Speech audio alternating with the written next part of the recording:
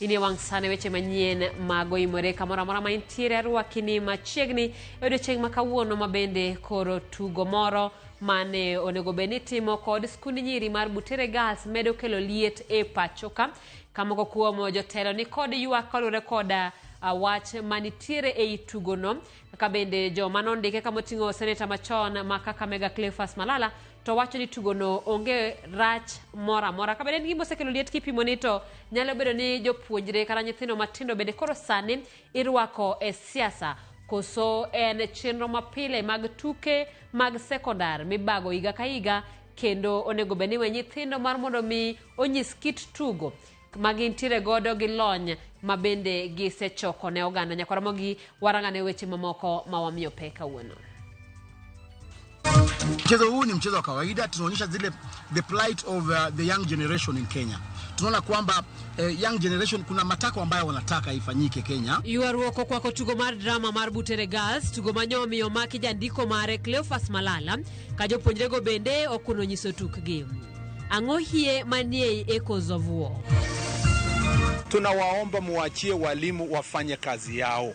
Tuwaje kutumia watoto wetu kufanya siasa. Mpaka imefika wakati ambapo mtu mwenye kabisa tunajua ako mrengo fulani ya kisiasa, yeye ndio mwalimu mkuu ya mambo ya kuendeleza siasa kupitia wanafunzi. Serikali ogolo siem ne jo siasa ni othegre gi tiyo gi jopuonjre marach bang' tungni ma obedo wi tuk drama mar Butere Girls. To his wife and the family, poleni sana, we will stand with you and I'm sure you'll also stand with us. I will talk about George nikiwa home Ndori because sani machache. La motim ne ringre mane en jarit Raila Odinga Jojo Duor motelo ne ik mare chiengeso.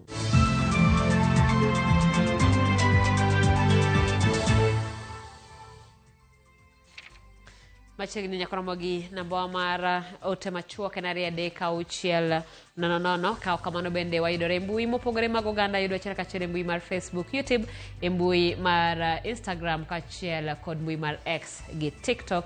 Nyinga Simfrozo Kinda jaloko marwa thuolo ni duto dhi bedo Belinda Phillips. Kawachako ni jopuonjre mag skund sekondar mar nyiri ma Butere mane owinjo ta tugo malombo ganda e piem mag drama e boma Nakuru owuok e tukego ka gikoni idiyogi jopuonjre oseyo bila kuom diro kuom yiro malongo wang' kendo mako jandiko matugo no mong'ere kaka Echoes of War Cleophas Malala. Tugo niko ni bayo wach ne tend piny Kenya kendo dhialo ng'anyo mar Gen Z mano bede pacho kae kor higa mokalo. George Bat miyo waler. Echoes of War. Andika mar dho mbogo manyalo lok gi dholuo ni duonde lweny. En tugo makoro nyuolo wedeya. Tugo manyowinjo bed ni timo kod jopuonjre mag sikund nyiri ma Butere piem mar tuke malombo gande boma ma Nakuru koro lokore amen. Ma bang' liekore ni weche manyotigodo e loso tugono, geto telo mapacho kayo magalagala. Kaluwore kod ma, nyomi obila omako jandiko mar tugono Cleophas Malala. Mchezo huu ni mchezo wa kawaida, tunaonyesha zile the plight of the young generation in Kenya. Tunaona kwamba young generation kuna matako ambayo wanataka ifanyike Kenya. Wanataka good governance, hawataki mambo ya corruption, wanataka healthcare mzuri na wanapigana na wale elderly generation. Wanasema kwamba hawataki kwamba haki zao zinyanyaswe kila wakati. Wanapigana na the leaders, wanapigana na religious leaders. Mana kaka nyocha koro dhiambo manyoro. Ne ochako muoch kendo kawuono gokinyi kinde ma obila nodiro iro malongo wang' kuom jopuonjre manyiri ma Butere. Mano wero mana wend piny kasto gitamore ni ok gidhi nyime kod tugono nyaka kelnegi jandiko margi Cleophas Malala. Jana tulifukuzwa rehearsal usiku, walikuwa natupatia gas huko nje. Our director, we could not access us. How the hell do you want us to perform? We have not can we perform? How can we have not seen our director ever since regionals. How? We have not seen him. He has not been allowed to come and train with us. We have a right like other students to train and perform because we carry a message like each and every other play, and it is our right. Students were allowed to perform at 8 o'clock. When they came to the stage and after the national anthem, one of them stepped forward and said they are not willing to perform without their director, Mr. Malala. Kato biro ni tugo no ne osegol e kind tuke mane owinjo bed ni dhi lombo godo ganda jumbe adek mokalo e piem ma Nakuru Doho mamalo noduogo chiwo chik mondo yiene jopuonjrego dhi nyime kod piem ka gitiyo kod tugono. Namuuliza wapi charge sheet, wapi summons, hakuna. Ila hali niko na order ambayo inaniambia nikuje nifanye mchezo huo. Sasa ukinishika katikati ya barabara kama hii, usiku umenipata hapa, umenishika, sijui ananipeleka wapi. Kinde ma jopuonjre ma Butere Girls ne wuok ka kidhore koyuo nyang'inja. We were harassed by the police. They took us to stage with nothing. Nothing. Okil Ken Echesa kod Eugene Wamalwa duto mochung' ne skul ma Butere Girls kaachiel kod Cleophas Malala oseobila kuom tiyo gi teko mathoth kuom jopuonjre ka gidwaro bende mondo we thuolo Cleophas Malala. Tarejea mahakama kuu kueleza mahakama kwamba mkurugenzi ukanda wa Wizara ya Elimu ukanda wa Magharibi Bwana Abiero amekosa kuheshimu uamuzi wa mahakama. Kile tumeanza kuona ni dalili ya udikteta, tunaanza kurudi enzi zile za Nyayo. Tulikuwa na udikteta. Ukiwa na chochote ambacho labda kinakosoa serikali, unaambiwa this is sedition. What you are doing is seditious, unawekwa ndani. Kinde ma wach tugono medo nyuolo paro mopogore opogore. Penjo en ni diponi tugono chalo kod pacha ndagaria manotiyo kod lema moko wang'o abind ruoth.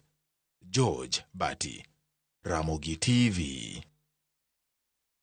Skul nyiri ma Butere oyudore lwasi madiny ewi midhiero ma okwako tugi mar Shackles of Doom. Ka jatend migawo mar arita Kipchumba Murkomen kwedo seneta machon ma Kakamega Cleophas Malala ma owacho ni donjore gi chenro mag skul. Murkomen wacho ni chenro mar tiego jopuonjre ne tuke drama owinjore obed ting' mar jopuonj kendgi. Ogai mar doho ma pacho ka Martha Koome bende oseo okang' mar jodito dhi ataro mar chik doho manyocha ong'ado ni tugo mar Shackles of Doom onego dhi nyime. Millicent Adhiambo nigi ler mathoth. E tielo machielo, skul nyiri ma Butere oyudore kek yore mar lweny ka jatend migawo mar arita kwe Kipchumba Murkomen biwo seyo ne mane en jagoro mar UDA Cleophas Malala kuom tiyo gi jopuonjre e chopo lek mage mag siasa ka Murkomen penjo gima omiyo Malala koro tiyo gi skunde e chwalo ote meke mag siasa. Inawezekanaje kwamba mwanaharakati wa siasa ndio sasa ni mwalimu mkuu mwenye anaandikia wanafunzi mambo ambayo yanasema na anatumia wanafunzi kusema mambo ya kisiasa? Kano loso e kinde limbe mag arita kwe kaunti ma Lamu, Murkomen oseo Malala kuom sundo weche kotiyo gi jopuonjre mag skul nyiri ma Butere. Wale wote ambao wanafanya siasa, tunawaomba muachie walimu wafanye kazi yao. Tuwache kutumia watoto wetu kufanya siasa. Mpaka imefika wakati ambapo mtu mwenye kabisa tunajua ako mrengo fulani ya kisiasa, yeye ndio mwalimu mkuu ya mambo ya kuendeleza siasa kupitia wanafunzi. Kuom mano, Murkomen tielo ni weche mag tuke mag drama mag skunde owinjore bedni itayo gi jopuonj giwegi ma ok ni josiasa donjore. Wacha walimu waangalie content ambayo wanafunza watoto wetu. Walimu wenyewe wanajua boundaries, wanajua jinsi ya kutumia lugha, wanajua jinsi ya kukosoa serikali na society kupitia lugha ambayo itasaidia wanafunzi wetu wajue hizi ni haki za binadamu ambayo inafaa, hivi ndio inji lazima iendeshwe, lakini pia walimu wanajua mipaka ya kiheshima. Korka kore, jagoro mongirore migawo mar arita kwe Dr. Raymond Omolo wacho ni dwaro nitie mar gayo tugo mag jopuonjre anyeto ma Butere no mondo obed gi ndhadho mowinjore ne dhi nyime gi piem. There is a culture that is currently creeping across the country where there is lack of order across every sphere of life. Whether it's in schools, whether it's in offices, whether it's in leadership. Murkomen omedo dhi nyime ka wacho ni nonro matut osechak tim ewi monj mag jofwambo mane luwo tukego kod bedo ni iro malungo wang' ne otigodo kuom jopuonjre. Sio halali na sio nia yetu kama idara ya usalama kwa njia yoyote kuumiza mwanahabari yoyote. Korka kore Chief Justice Martha Koome to kane loso ewi wachno ne oyango ni luor ne duond doho en gima ochuno. Bono chik doho rucho oko geno ma oganda ni godo kendo thiro demokrasia ka okwedo gima notimore kawuono nikech mano ketho pend chike mathurka marito ratich oganda ahinya to nyithindo. Duond od buch ODM korka korgi to oyangonegi kwedo rocho ratich jopuonjre ma Butere, jofwambo kod johera mag drama. Giyango ni ratiro mar golo paro ochiw gi chike ma pachoka kendo yieni ji duto nyalo chwalo pachgi e yo man thuolo kata obedo ni nyalo balgi pachgi kamano. Ka jood bura Gadhoni wa Muchomba dwaro ni tim nonro e wi monj mag jopuonjre ma Butere kowacho ni jogo ma biyud kod ketho kawnegi ondamo mar chik. Okoni ok gibiling Kenya nyaka rit ratich nyithindo kendo ne ni njore makamano okonuore. To unleash chemicals on innocent school girls for simply expressing artistic truth is an unforgivable violation of rights and affront to freedom of expression in this country. This act is going to be interpreted as an act of repression. It is an unprovoked attack on moral integrity of our nation. Millicent Adhiambo, Ramogi TV. En wach matek ahinya. Pod wadhi nyime gi wach mar skul nyiri mar Butere ka okeno kang ma okwongo ma skul nyiri ma Butere Girls ong'ado tukgi oko e piem mag drama. Bende okeno kang mokwongo ma seneta machon Cleophas Malala owit tugo ma ondiko oko ni kik tang e piem makamago. E higa mar 2013 tugo mar Shackles of Doom manonde gi Cleophas Malala ne otam chopo e piem mag national kendo ne orese mana gi doho. E higa ni tugo mar Echoes of War bende yudore kama kamano ka penjo en ni to en ang'o hie manie tugo no to thor wach mare en ang'o. Ma e tut mar wach. En tugo kata drama ma osenyuolo penjo ka oganda penjore gimomiyo nyo nitiere chenro mar tamo jopuonjre mag Butere Girls dhi nyime gi tango tugo no e rang'iny mar Kenya mangima kata nationals. Tugo no ma iyango ni ne ondiki gi seneta machon ma Kakamega Cleophas Malala kod kweth mare mar jondik tuke osekelo penjo ahinya to kaluwore gi weche manyot tuch Nakuru e kinde ikruok mar jopuonjre ma Butere Girls ne odiochieng tugo. Ma okeno kang mokwongo ma Cleophas Malala yudore kama tek ka iwito oko tuke ma ondiko mondo kik tanggi gi jopuonjre. E higa mar 2013 migawo mar somo ne ochungo Butere Girls ni kik nyis tugo mane otisi ni Shackles of Doom. Kata kamano doho ne oduogo miyo jopuonjre go thuolo mar dhi nyime gi tugo no. Jodito mag sirikal ne rango tugo mar Shackles of Doom kaka mano mane chwalo pogruok mag dhoudi kod akwede wi pok mar mwandu piny. Tugo no ne menyo ngima oganda moro mane iyuak ne ni omako lope mathoth kod yako mwandu jopiny. To en ang'o hie mane ni ei tugo masani mar Butere Girls, The Echoes of War.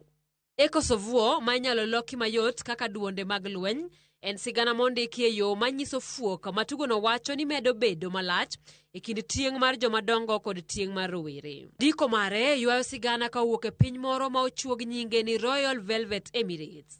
Kama weche kod tembe matimore nyiso piny ma ochomo kama podhoe nikech tieng' ariyo opogore paro malach. Tieng' mar jomadongo moko tie timbe kod kido machon ka tieng' manyasani manyo riekni manyasani mag piem gi ng'we piny e yor teknolojia. Jandiko tango kaka pogruok okelo koda ka ng'anyo kaluwore gi okang' mar jomatindo chwako weche mag kwedo sirikal kokalo e mbui. Moko kuom thor weche manie tugo mar Echoes of War oriwo koda ka ywaruok e kind tieng' ariyo, ywaruok e kind kido gi timbe machon kod lony manyasani, ratiro, ng'uono kod weche mag manyo winjruok gi kwe. Achiel kuom weche ma iwacho gi jatugo moro e sigana no lero ni lwenygi en mano mar kedo gi telo ma odino ite ne ywak jopiny, lweny gi jonyuolgi magi wacho ni omako timbe machon kendo ok dwa winjogi, lweny gi tieng' maluongogi ni timbe gi ochido, lweny gi jodolo ma otamogi timo dwachgi. Kata kamano e giko tugo no tieng' ariyogo mar jomadongo gi jomatindo biro kanyakla kendo keto pogruok margi tenge bang' fwenyo ni onge tiende mar tieko piny nikech duonde mag lweny. To kodok korka chik mar sirikal e wi chenro mag tayo tuke mag jopuonjre, duol mandiko jopuonj tich e pacho kamano TSC yande osegolo chik tarik 13 dwe mar auchiel higa mar 2018 mane kumo ng'ata ng'ata ma ok en japuonj ma opuodh puonjo telone kata tayo jopuonjre kinde tuke makamago. TSC ne omiyo jotend skunde ting' mar neno ni chikno ok okethi. Mae keto Cleophas kamanade e wi tugo mar Butere Girls ma nyotame ni ok onyal donjo mar neno jopuonjre go. Jofwambo ne oyudore kamarach e kinde ywaruok mar temo mako seneta machon Cleophas Malala e otieno manyoro e wi wach tugo mar skund Butere Girls. Jofwambo mag Royal Media Services kod mag kembe mamoko nyomonji gi obila manyobagi kod iro malungo wang' kendo kelo hinyruok ne moko kuomgi. Jofwambo manyoyudo hinyruok kaka Manyien Nyambura gi Robert Maina mag Royal Media kod Peter Kimani ma Standard ne ochuno mondo omany thieth. Riwruoge mag jofwamb weche osemo kalo tim mar monjo jofwambo kadwaro ni obila okaw okang' mar chik ne obila go manyomonjo jofwambo. Jood bura bende osemonj makamano kendo buogo okaw okang' mar chik kata doko ni obila to nyogolo lipot margi ni ginono gima dine nyokelo wachono. I was watching Citizen News. I was touched by the brutality the police were handling the journalists, particularly a lady who was carrying live news, live Citizen. The girl was tear-gassed 3 times. We are going to raise this matter. I'm going to request for a statement from the minister to explain. Jalup Gavana Sopedho dwaro mar timo lokruok ne pend chik mar keto tijegi e katiba kachiel gi miyo gi pok mar omenda kaka miyo apisi mar jalup jatend piny e sirikal mamalo. Jalup Gavana onyiso od bura mar Senate ni mano e yo kende mar tieko ywaruok ma kinde ka kinde counties, wach ma okwed kod riwruok mar governors ma wacho ni okang' ma kamano dhi medo tungni e counties. Jafwambo marwa mar siasa Chris Owino ni kod ler. Piem mar mbi e kind governors kod jolupgi oidho ngas bang' riwruok mar jolup governors nyiso od bura mar Senate ni gidwaro mondo tim lokruok ne pend chik kendo miyo gi teko e tayo chenro mag counties. Kaluwore gi ywaruok ma kinde ka kinde kind governors kod jolupgi, jolup governors koro dwaro mondo ket tijegi e pend chik kendo miyo gi pok mar omenda mana ka sirikal mamalo miyo apisi mar jalup jatend piny pok mar omenda e budget maduong'. It is our humble submission to the committee. When you talk of deputizing, we need clear functions. We need clear guidelines on what is to deputize. We are seeking, let the deputy governors be part of the general administration of the county government. Moko kuom tije ma jolup governors dwaro en tich mar chwoyo kom e committees mag jolup jatend migepe e counties. At the cabinet, there are so many committees, and I'll give an example. Maybe you have something like Food Security Committee, Subcommittee. You have some other committees. I can talk about health committees. The deputy governors, most of the deputy governors we have here, their expertise. So what you are saying, this expertise, these people at least have the authority, or rather the mandate. They can also chair the subcommittees that are running. Once the governor and the deputy governor are elected as a team, immediately after elections, they part ways. And they do not see, say, in some counties, eye to eye. Sometimes even one of them can poison the other.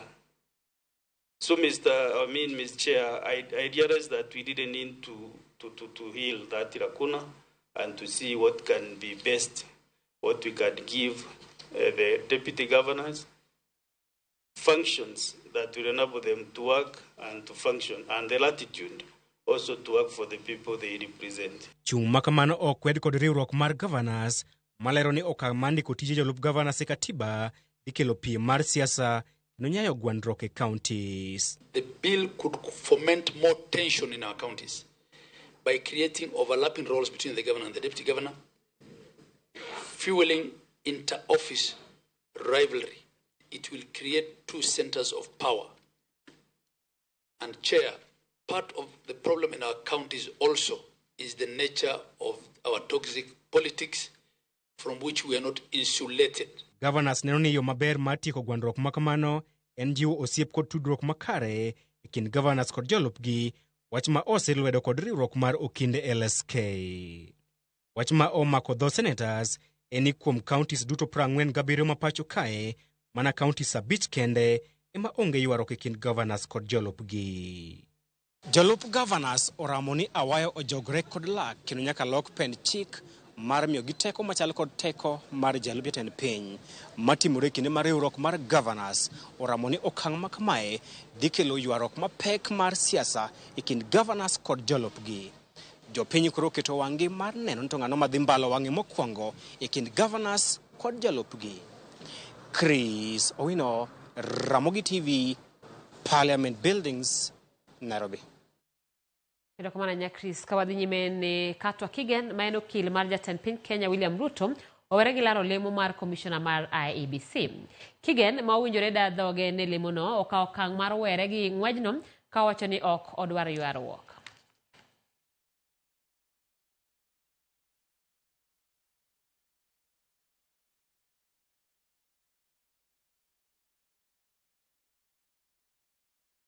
Welcome, Jonathan. Please have a seat. I went to try to... Jatend migao mar ohala kod dongruok mag kembe sirikand kaunti ma Siaya otony lwet MCAs mayande chano thiche oko e apisi. Grace Agola otony bang' od bura rwako ripot manyo pedhe gi komiti manyocha timo ne nonro. Agola nyocha itudo gi tim mag ketho kata time mag ketho chik kod tiyo e yo ma ok oluwore gi chik. Kata kamano ripot mar komiti moyiedhi olero ne od bura ni jatelono ne okwayo ng'uono. Od bura oyie kod ripodno kendo ng'uono ne jatelono. The matter powers of this house to forgive. Noting that the CC member for Trade, Enterprise, Cooperatives and Industrialization, Grace Agola, acknowledged responsibility, showed remorse, apologized, and asked for leniency, the House resolves as follows. 1. That within 14 days after the adoption of this report, the CEC member for Trade, Enterprises, Cooperatives and Industrialization, Grace Agola, together with other officers responsible for non-payment of pending wages, market cleaners and casual workers, be censured by the House in the presence of market cleaners and casual workers whose wages have not been paid. 2. Within 60 days after the adoption of this report, the CEC member for Trade, Enterprises, Cooperatives and Industrialization, Grace Agola, to ensure that casual workers and market cleaners are paid their pending wages, and that she reports to the House before 30th of June 2025, being the end of the financial year 2024-2025, failure to which the Assembly shall resume the impeachment motion and severe sanctions shall be meted against all other responsible officers. Ramogi wado ni mondo wakaw yo mokwongo chenro en mar oimore kanyo. Ramogi TV an Polo Kuto mar Karombe School akwayo josiasa mondo wetiyo gi nyithind skul e goyo siasa. An Judith Mosna mama na Betty Kane Cambre gi mama Helida Opio. Ramogi TV and Daddy Wood Samson kawuok Gembar Kalare. Awinji makare gi minoda Jacinta Uma tukego tokoro koso gi kanye yawa. Madeno japeng ma umoja kata dogo man kawuok Gem got rege. Ramogi ler kendo imore chopo na yo makare gi minoda Lavenda Akinyi Amanda. Erokamano ahinya. Echoes of War reflects how our leaders are. Oppression is seen okiweyo nyingi kanyo. An Maxwell Otieno Kuthi kan ndeda josiasa wenwa nyithindo thuolo osom waol gi siasa. Erokamano ahinya. Kwa Ramogi waringo wadhi duka matin waduogo gi weche mamoko.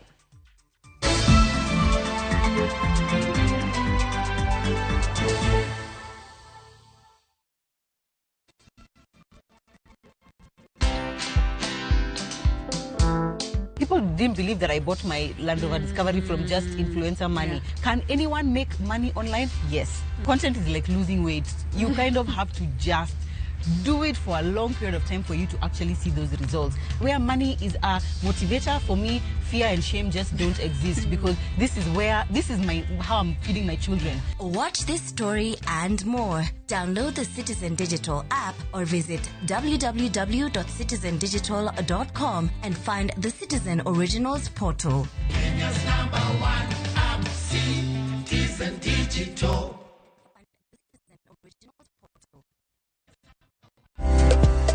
Geso tarika pagariyo dwe mar ang'wen higa mar 2025, Kenya Medical Association koriwore kod Dr. Joseph Aluoch to kod Ramogi FM kelo ni free medical camp mabiro bedo Sawagongo High School manigem Siaya County. Biro chakore sa 2 okinyi. Ibiro chiw thieth kod yedhe nono maonge chudo mora mora. Kain gi penjo moramora, yuana tole namba 0737 919 699. Siaya Medical Camp. Kokelni kod Kenya Medical Association kod Dr. Joseph Aluoch to sir kod Ramogi TV kod Ramogi FM. Wanere ngeso sari okinyi. Kick by.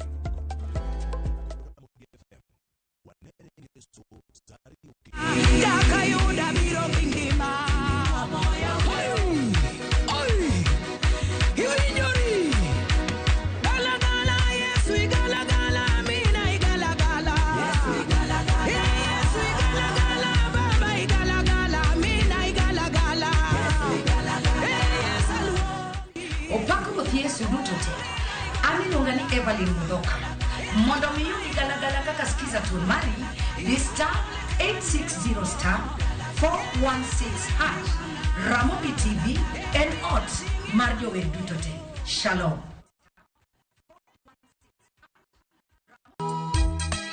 E piny ma ji dwaro ahinya bedo gi geno, nitiere kamoro ma yie manyien yudore. Bie chokruokwa ma juma ka juma mar Sabato mondo ilam Nyasaye kendo ipuonjri muma yo matut motenore kuom adiera mochwere. Paruru chieng' Sabato kendo ukete obed maler.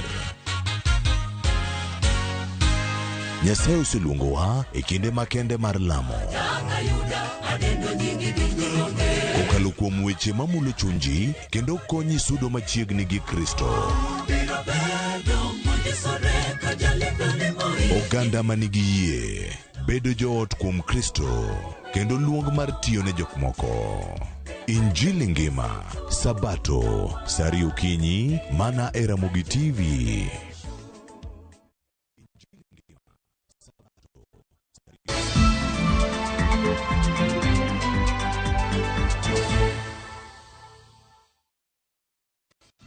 Machiegni kendo jotelo mopogore opogore ne oriwore gi wede osiepe kod anyuola ichiwo neno ewi mosenindo George Oduor mane en jating dai kendo jarit Raila Odinga e nyasi mar alama mane obagi kanisa mar House of Grace Lang'ata. Kane otelo gi jatend migao Pio Wandaye gi josiasa mamoko gipuoyo mosenindo George Oduor kalore kod kido mare kod kaka ne otiyo tije.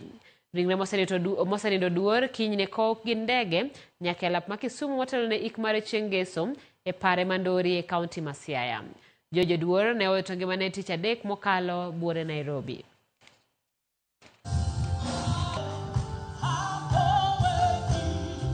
George was the beloved husband to Karen, a woman.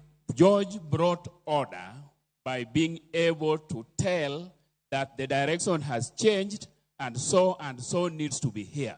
So the boss will not tell you, I am changing direction, I need so and so, but George had the ability to sense that the direction has changed. I need to tell my colleagues to move in the direction. We will miss that. And he'll be surely missed.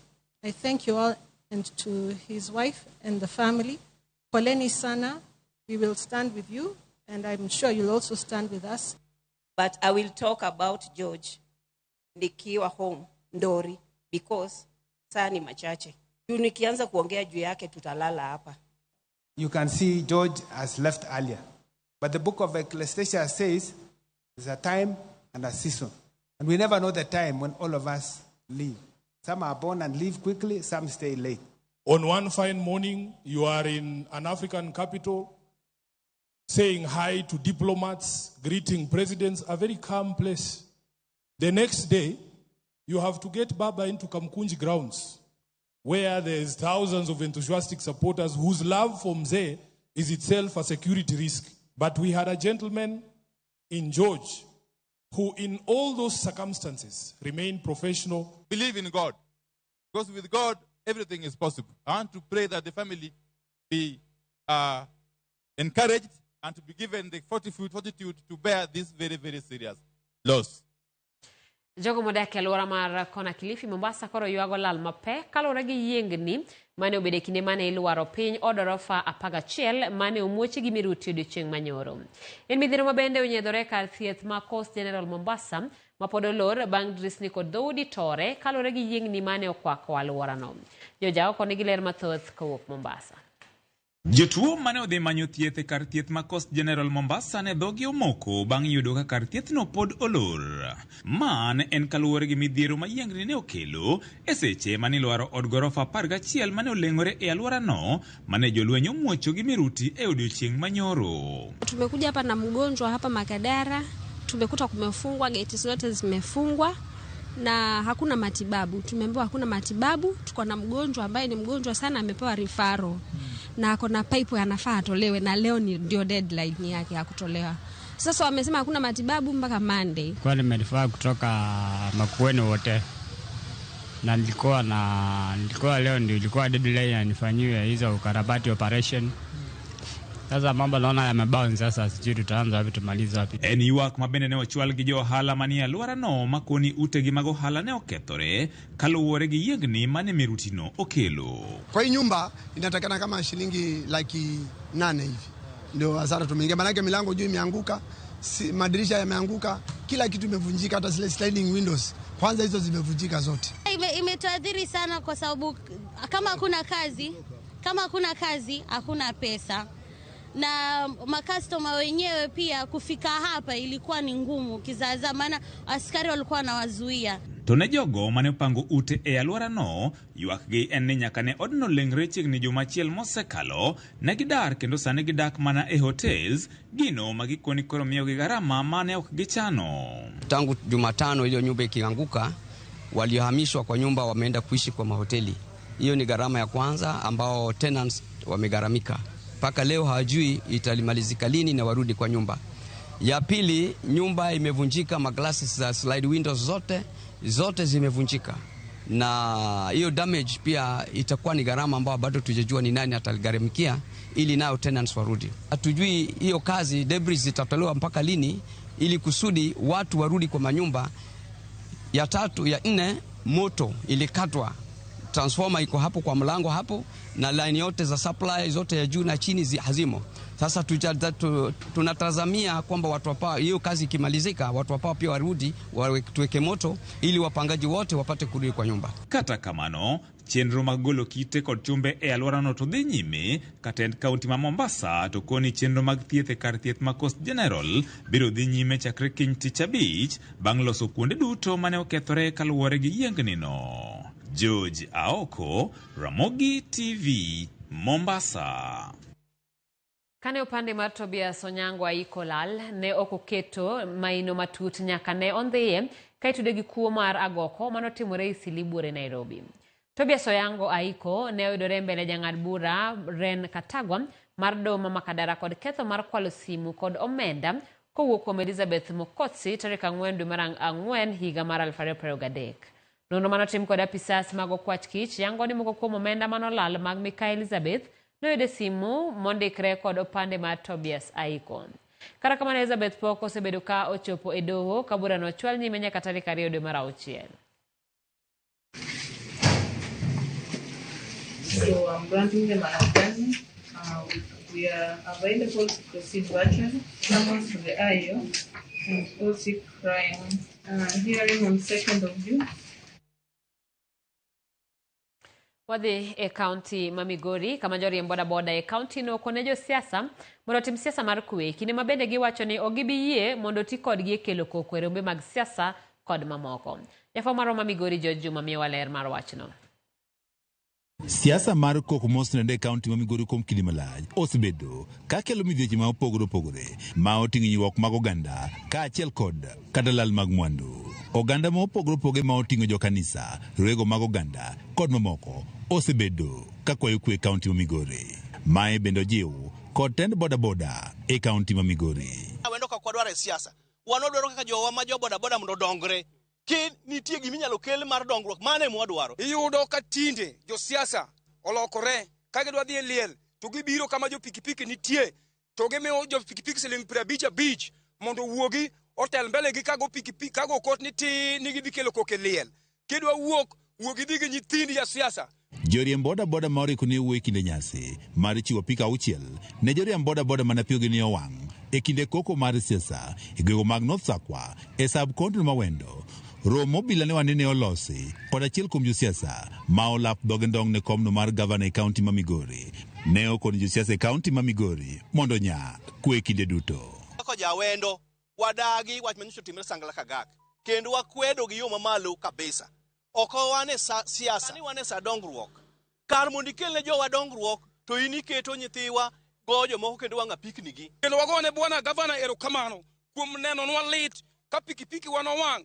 Pikipiki kogo dugu to chumbi mar Kobole odonjo. Pikipiki kodogo dugu to mo mar chiedo lonjo. Kendo ja siasa manotiyo mar wango pikipiki ni meke jok manodhi kanyo mabende otero mana customers otimore marach. Kendo ja siasa machalo kamano owe kethonwa siasa masani sa podi. Joriemb boda ikawo tele ko jagoro ma joriemb boda e sabkon ma wendo Vitali Satinga wach ni ogimor kod siasa mar koko e kaunti ma Migori. To sani se tuowa gi jomoko ma ikawo ikete team ni biro wanga pikni wa to gin jowa. We tuowa kaka jawendo wendo wariwore kendo wan behind the governor marwa mar Ochila Yako. Gikwa josiasa go moyiem roko tim tijegi mane yiergi mondo koro gitim kendo githegre kod siasa momondo. Wase yiero kendo ng'ato ka ng'ato noyier e kom manotiye. Wan kod wajumbe, wan kod MCS, wan kod governor. Miyo wawe uru thuolo mondo waket kwe e Migori, moko waket dhao ka kod kacha kiketho gik moko. To moloyo ni wawe ne governor Ayako thuolo mondo mi oti. Ng'ato aoko ibiro ketho kwe mawendo, ki ng'ato oko ni dhi ketho kwe ma sub county machielo ni ketho nying jo boda gi jomitiyogo. Wan ok ti kodwa. Jakom mar Bono ma wenda Isaac Ochieng kod warep machon ma West Sako Philip Odero obedo ochopo nyasi no ne okwajo siasa mondo koro thegre kod siasa mar koko kaachiel kod siasa ma omondo. Adago erokamano ne Governor Dr. Ochilo Ayako kuom bedo gi chuny mar ng'uono mar romo ne joma nodhi yudo chandruok machalo kama. Ok bi morowa ne ngima nyithindwa lal, ok bi morowa ne geche wa iwang'o, ok bi morowa na pikni wa iwang'o. Ng'ato ka ng'ato noyier kama onego tiye. Gavana Ochilo Ayako tiyo Migori County. Mjumbe moro amora manoyier onego tiye e constituency ka constituency manoyiere. Joriemb boda gi ne opoyo gavana ma Migori kuom konyogi e nyiewo pikni 6 mabedo koro mi jowetegi ma pikni gi ne owang'. George Juma, Ramogi TV, Migori. Ramogi ya Juang mana kaka Juma ka Juma wakelo ni chenro mar gin kanye kawuono wamenyo ni ruoth machon Amoth Kowira. Amoth ne ruoth manotiyo gi jowasungu kaka kamano dala ne osebede kod ruodhi mamoko. Winj baka kod jata chenro ni Walter Nyambaga. E gwenge mag Segere kar chung' od bura ma Lagos Songa wachope dala ruoth Amoth Kowira mar yudo sigande michak miwa kod ruoth machon Livingstone Ragen Amoth e kinde ji mamoko manie dalane ka. Abedo ruotho to sani ase retire koro an ayweyo. Amoth en wuonwa nene en senior chief monwang'o senior chief mare 1943. Amoth onyuol owacho no ndalo manene Thompson jowuotho kadhi kamomia to en oneno Thompson. Mama no waneno nonyuole higa 1880 something. Kowira ne onyuole kanye? Konyuole skul ne onge. Ma skunde gi chako kakoro osebedo ruoth ka. Nikech nene en mulango mang'ong'a. Ng'ong'a uno dima. Mane chief mar Alego. To ne en mulango mare. Higa mar 18. Ndalo no skul ne onge maber. Omiyo skul ne kodhi. Ne nang'ama ne kwayo dhok. Mani skul mane no somo. Mahinya. E higa mar 18, nyakwar Ng'ong'a kod Dima bende ne ok odhi sikul, ne ofwenyore ni kod rieko moko mane chakore kuome. Ka jaduong' en senior chief ka, to wuode mokwongo miluongo Jojo Owira Amoth, the late DC mar Laikipia. Mano ne wuode mokwongo to Nyasaye nene okawe higa 70 kutiyo ne sirkal. Waseneno Potas Ong'inja Moth bende ne diyo ka. Waseneno Governor Cornel Rasanga. Waseneno Dr. Patrick Omwanda Moth. Mago gin joge duto mosebet ka nyithinde mosebet kod tije makamagogo. Uyuil moko wacho ni imbe in Paramount Chief. Wuode miluongo John Otina Moth ma bende oritaya kaka senior chief. Aya bende ka biro 90 kotino tho to kura bende akawe nyaka 2008 kaka baritaya kaka senior chief. To wan en senior chief en wuoyi mar ariyo to wan ndala masegere ka. Nying ni gero wa kalure kod tim manene kwarwa tomo neno hero jiwoko to kendo neno rito ji maber. Ai kod kaka jowa minyuolo wegwa gi kuonde ma gitele yudo ka gitelo maber girito ji maber, koro yudo ka nyinge chani gi madhiadhia hamano makata joma bende wanyuolo kata joma biri toke dongo mana gi ritruok gi luor cha. To samidhi kata manya nyako moro kiwacho ni owuok Kamoth Kowira, mani chido chunyi koso miyo weche bedo mayom? Sama dhi manyo nyako moro oko to ng'ino Kamoth, mano percentage moro mang'eny mamalo, koro imini wacho mana matin. Kamoth Kowira ne oyangore kaka japur to kod japith malach. Del mopuro ng'eny kaka wuon gi nene en wuoyi mar adek to ne koro en makoro jowadgi otho koro dong' en mar koro noduong'. Koro gimotimo ahinya en pur, makata achiel kawuono nyathi Amoth yoyote nyaka bed japur to kod japith. Omiyo mbaka mar lweny mar ariyo e kendo kaka Moth ne oyudore e pinje ma oko e higa mar 1940. Jolweny mane okawo mikra majoratenge ne ogomo loka. Negri rebel against the administration maneno kucha. Nokawo gi kae chief adek East Africa mondo gidhi mondo giwuo kod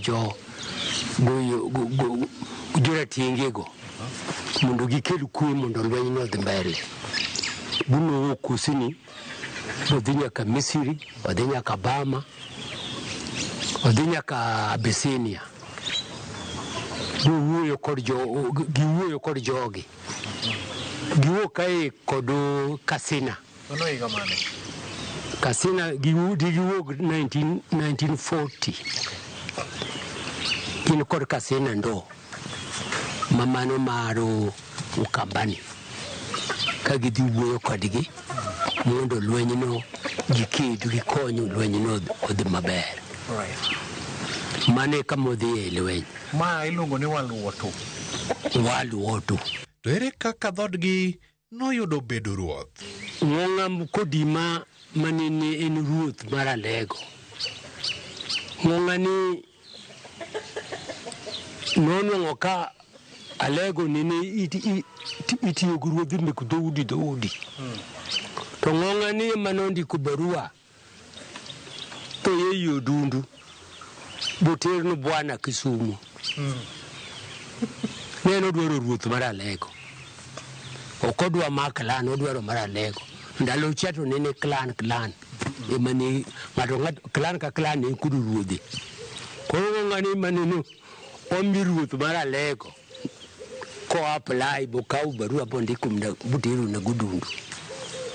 Kae mane Ng'ong'a bede ruoth. Koro en wuon nobedo mulango maro Ng'ong'a ni kwop wuon gi bende ne mulango. Koro ka wuon gi neti to kawe mondo kony Ng'ong'a. Bokae ma Ng'ong'a ni otiyo go higni go duto. Ndalo nogo na headquarter nenu Lirego mano Mumias. Kae manowuok ka to biro jaote ma Ng'ong'a kodhi Lirego to duogo. Ng'ong'a ni noneno no mai en jaute maber monego mi ruoth kai mabang' thong'ong'a otemo ng'ato kahenda otemo tokno owuok to gikoni en manobedo ruoth mar Alego in early 20 late 20s. Amoth bende ne jadoho wuonwa ne kod mon okawo mond jowadgi okawo kata meke namba to kakwan okana hol nikech ne koyiena na hol namba ne ko ajeting dwaga ne holo to ne okawo mond jowadgi bopidho obedo mana ji kendo meke bende nitie to kotho motho to koro dong' mon 12 mane nyalo ng'eyo ne en mon mang'eny. To ere kaka ne oritogi? Ng'ato nyalo penjo ni ka in mon mohewo 30 to ere kaka di tem ritogi mabende dala chung' mana malong'o e kindeno ere kaka ne irito? Jaduong' ma wuonwa ne kod kaka wacho ne japur ne kod dere meke miluongo ni mondo manene en wuon en go ng'ato ka to monde wegi bende ne tiyo tich mang'eny nene kaka nene kod lowo monde gi puro to ne kitago dhok kechowera kwargi kotho wuongi kotho to weg dhok mang'eny nyimege ne bende ne nitie manyuo mang'eny koro dhako ka dhako ne omi ndalo to kod dhok manyiedho mae kaka ne orito mondegi ka makosa nitie kata kech mo nitie tiidho mondo tituomo bel no dhako mama mochano kata i gweng' nikopo ne en generous ituombo ideche ka kendo nitie mama achiel mane tuomo dala ka dala mama achiel to en mane otuombo ka ineno no dhako mae kech kayo gi nyithinde tituomo ni cham. Ng'ama ne wuode ok nodwa ni bet mang'eny kod mamani ibet machiegni kode nikech kaka polygamous home inyalo bedo kod nyiego makata wadu ok nyal konyo. Jaduong' ne dwaro wach mar skul to wach mar pur kaka cotton mane ok obiro ka gin joma nokwongo pidho cotton bokelo jinari nderika so nyithindo nokedogo machiegni nopuonjowa nikech ne kodhi skul topuonjo kaka ng'ato nyalo bet maber makata kidhi skul to nitie puonj mar klas kod kaka ng'ato nyalo dak goganda mano noketo ae jaduong' ne kodwa gimiluongo ni miriambo orasango kanoondi daktari omwando kanoondi joka moth wacho ni adiera makuond ng'ato an adongo baro mama jaduong' ok okelo ajuoga jaduong' ka nituo to osuptal wan ohinyo tero ka Dr. Rao ajuoga wan ok waneno ngimawa to ok otamo nyathi dhi nwang'o batiso.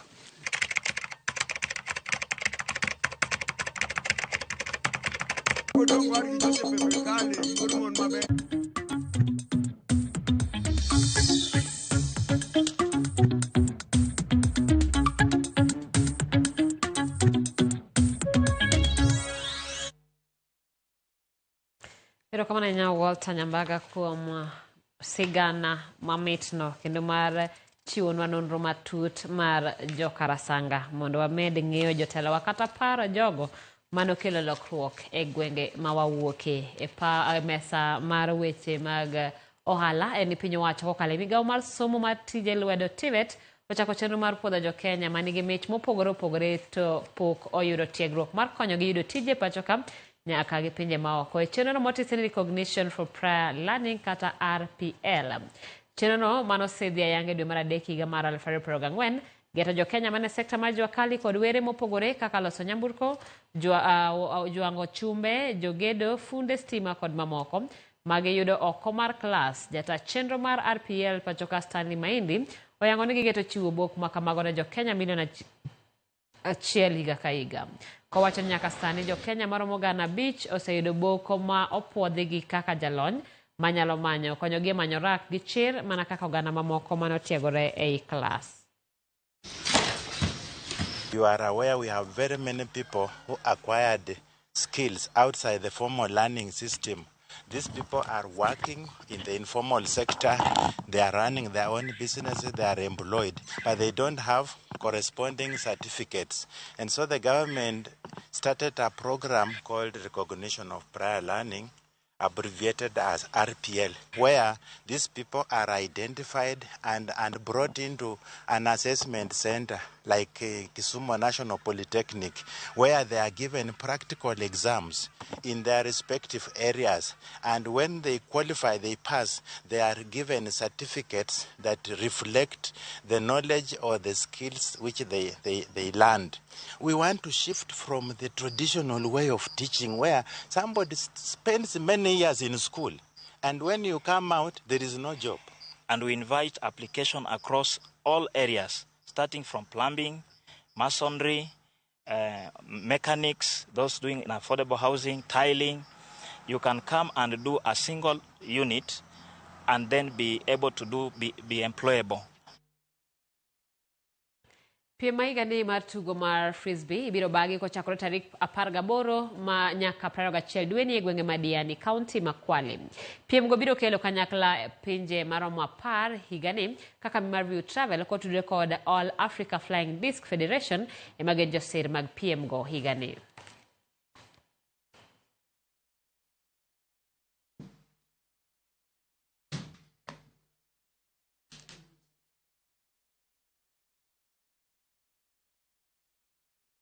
Wakati huu wa Easter tutakuwa na michezo upande wa Diani, na mchezo huu unakaribisha Wakenya wote waje watupe nguvu, wachezaji wetu watupe support na ili tuweze kuona talent ambayo ipo ndani ya Kenya na Afrika. When you're traveling and everything that you're doing, we asking you to reach out to us.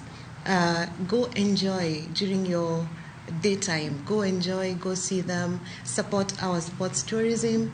And those who don't have our packages or don't know anything to do around the Easter period, this is the perfect time for you to reach out to us at View Travel. Frisbee ni mchezo vile vile inachezwa na sahani.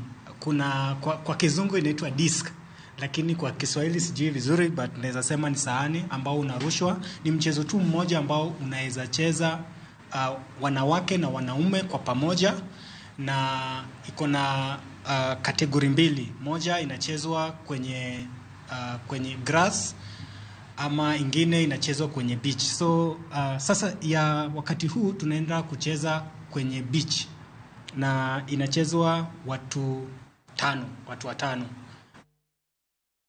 Wegudi pachoka kori biro dwar ni mondo tikod lony manyasani chiwo osuru maggi. Mae toka duol machoko osuru pachoka KRA yangola manyasani mar choko osuru maideno ni Electronic Rental Income Tax System kata ERITS. Kane uloso e nyasi mar yangola makamano jagoro mogirore migao mar omenda Chris Kipto opuolai kara chenro makama kaka okang' maneno yo mar tayo choko osuru e ler kendo medo dongruok e pachoka. Cheno ni geto jogo magin weg udi ma ikombo, jogo mani kod mwandu ma oger.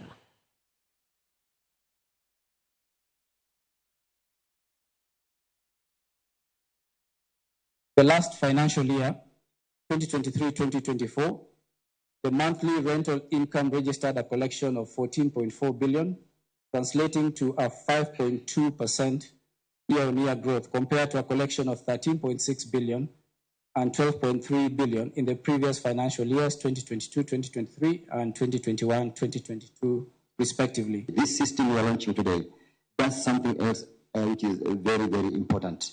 For the tenants who are contributing, who are paying rents, the tool allows the tenants their payment records to be used as part of the criteria towards allocating them for new homes. The e-REIT will enable the registration of landlords and rental properties in a streamlined and comprehensive manner, simplify tax filing processes for landlords, making compliance easier. This will in turn enhance voluntary tax compliance. With this system, we aim not only to increase revenue collection, but also create a more equitable and predictable tax environment that benefits both taxpayers and the government. Romo mar wala kinde ruoga pinje Ulaya kata European Union dhi kelo kanyakla riwruok mar pinje Europa, European Union, jolony weche mag ohala, jombete mag pinje mawuok Europe kod joma moko kotenore kod ohala. Kamano bende romono mabiro timore boma ma Nairobi dwe manyien biro sidho ayanga riwruok mar ohala mar Europe e piny Kenya, European Chamber of Commerce maideno ni Eurocham Kenya. Nyasi ma kawuono ne otele kod jatend piny William Ruto kamoyange ni riwruok mar EU osemedo mwandu magiketo e pacho ka koa atamalo 61 e higa mar 2013 ka higa mar 2023 kwan keto mwandu oseromo shillings billion 400. Signify that we can finally speak with one voice. And you may think, where there are already bilateral chambers there, why do we need a European chamber? Precisely because we have an EPA, we have an economic partnership agreement, and we need to work together to speak with one voice on trade and investment matters that are of common concern. This is one very important function that the world should know about, and the sky is the limit. So please join us on the 12th and 13th of May as we explore technology and transform our businesses on this platform of AI. Many things happen. It's good mostly, but also has issues. So be careful what you ask AI to do. But the government supports this very noble exercise.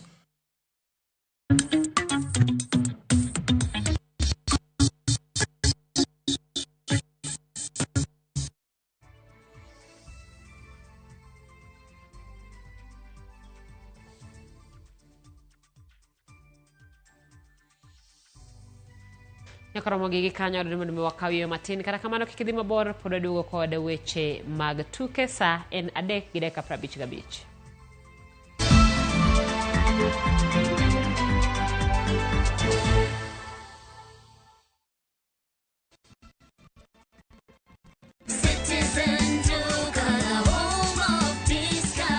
This Easter, fill your table with joy and your heart with savings. Citizen Duca's Easter package is your ticket to a delicious and affordable celebration. Get 2 packs of 2 kg wheat flour for 270, down from 290. 2 kg of premium basmati rice for only 589 shillings, down from 767 shillings. 1 liter of cooking oil at 299 shillings, down from 350 shillings. And 2 kg of sugar for just 289 shillings. This is a total of 1,447 shillings, meaning you will be saving 259 shillings. It's easy. Dial *487*5#. Select your package, make your payment, and pick your package at any Quickmart supermarket near you. Citizen Duca, home of discount.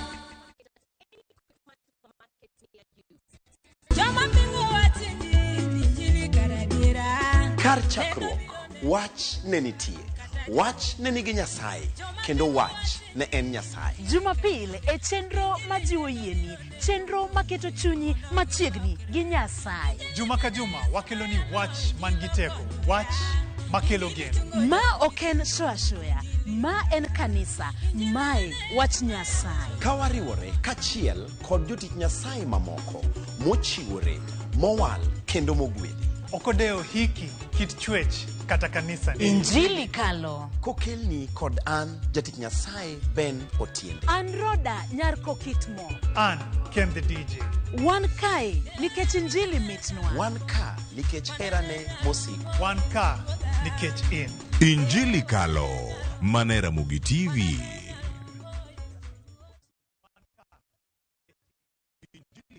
Join us for an unforgettable journey to the world's largest trade fair, the Canton Fair in Guangzhou, China, from 15th to 27th April. Explore thousands of products, meet global suppliers, and experience China's rich culture. Enjoy guided tours, shopping, and local experiences, all while discovering new business opportunities. Enjoy this and more in 9 nights and 10 days, starting from $2,450 per person sharing. Visit viewtravel.com or call and WhatsApp 0703-254-254. View Travel. Dream, explore, discover.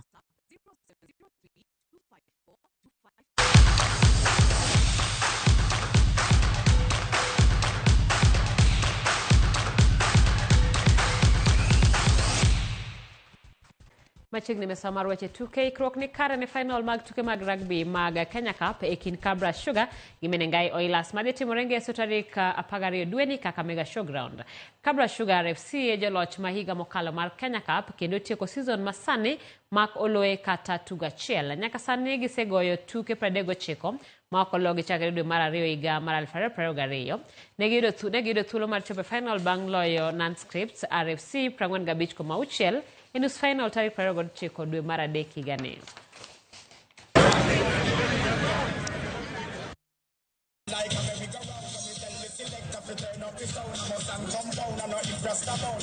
Currencies. Apply for the KCB multi-currency prepaid card to save on the exchange rates.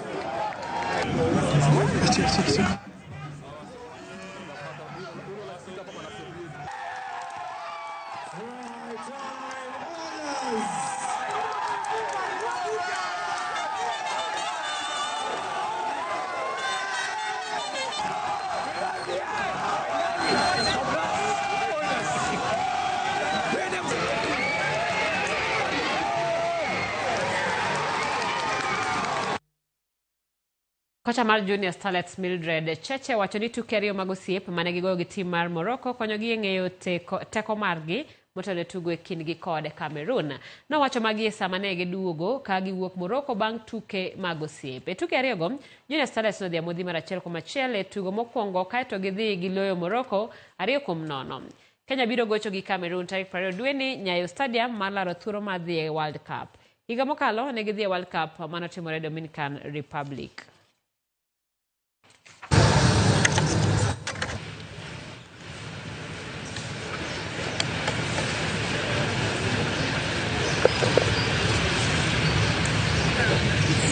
Friendly ya Morocco kwetu ilikuwa poa, imetusaidia tumeget exposure, na mimi naweza sema ilikuwa inatusaidia kutuonyesha tukienda kuface Cameroon tutakuwa aje, cause naweza sema Morocco, players wa Morocco na Cameroon kimwili wako the same, na kama tuliweza kumanage kuinio friendly match, mimi naweza sema tuko ready kuface Morocco. For the two friendlies in Morocco, we had a good experience as a team. It was a great build-up match for our team to see where we are, just to get to the match fitness and also to look at areas to improve. So it has given us confidence to play against Cameroon. It has also given us areas to work on now that we are in Kenya.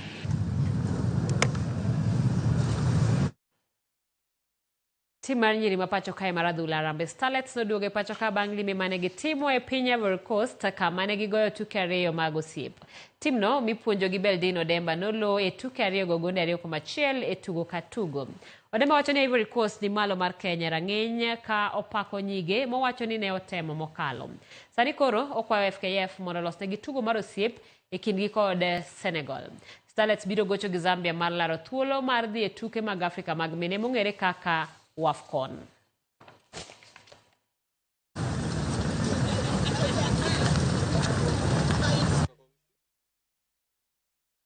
Ilikuwa learning moment kwetu. It's too bad tujashinda hata moja, but it's a learning process. I'm sure come next time we shall do better. We wanted to experience how they play. We know that they are an edge higher than Gambia, but we still needed that experience. There's a big gap technical tactical gap between us and Ivory Coast. No wonder they are highly ranked, and we picked a lot of lessons from it. Tuke mag skunde mag sekondar odonje okang' mogik mag group stage ka ruedhi mag tuke mopogore opogore odonje final mag tuke go madhi bedo tich abich. Komachielo ni tuke mag ng'wech bende notimre kama hoho mar okak nobedo joloch mita 1,500. Ibrahim Kipruto ma jahigni 17 nobedo jaloch korka jok machuoye ka Faith Chebet mawuok e hoho mar okak noloyo korka nyiri. Tuke mag nus final idhi bagi kiny e skund sekondar ma Shimola Tewa kod kar tiegruok jopuonj ma Shanzu. It is a rider, it is luminous close. Safi kabisa wanaenda kuanza kule Faith Chebet, alafu anaona Dorika Isoe Nyanza. Safi kabisa wanamaliza kule kwa uzuri kabisa Faith Chebet Valley. Mimi hata nilikuwa najaribu tu, lakini nikakatana, nikaona mimi nilitaka kuangukia tu. Lakini nimefanya mazoezi nimefanya kuanzia nikiwa class 8 hata class 6 bado na form 1 mpaka sasa niko form 4. Race iko mbaya, niliweza kuchukua hiyo race na mshukuru Mwenyezi Mungu. Bila nitaenda kujipanga kwa East Africa, naenda kukasa mazoezi ili niweze kukata tikiti tena. And we are ensuring that now we have integrated the whole sport system for all our learners, and that is a critical component of our CBC that we are handling.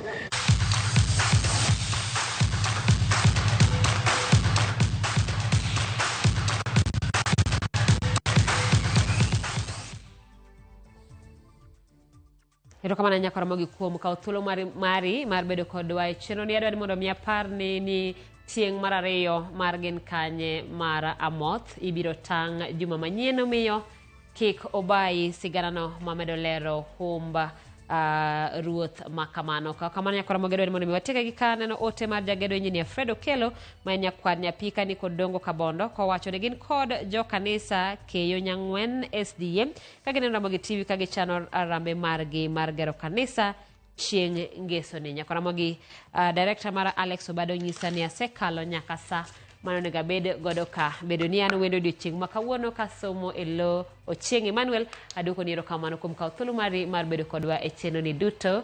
Nyinga Simfros Okinda, jaloko marwa en Belinda Phillips. Ubed gotieno makare.